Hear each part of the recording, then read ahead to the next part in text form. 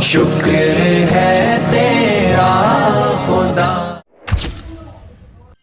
আসসালামু আলাইকুম, স্বাগতম আজকের ভিডিওতে।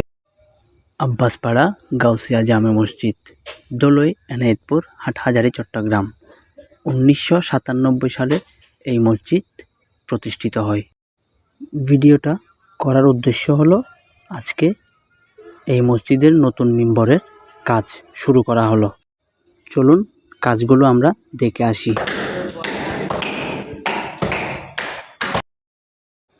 আজকের কাজে মসজিদ পরিচালনা কমিটির পক্ষ থেকে অত্র মসজিদের মুসল্লি প্রবাসী মোহাম্মদ মাহবুবুল আলম ও বিশিষ্ট ব্যবসায়িক বেলাল ভাই ও বিশিষ্ট ব্যবসায়িক কামাল সহ ও শ্রদ্ধেয় বড় ভাই সাদেক ভাই সহ ও ছোট বড় বন্ধুরা সবাই মিলে নিজ স্বার্থে কাজ চালিয়ে যাচ্ছে।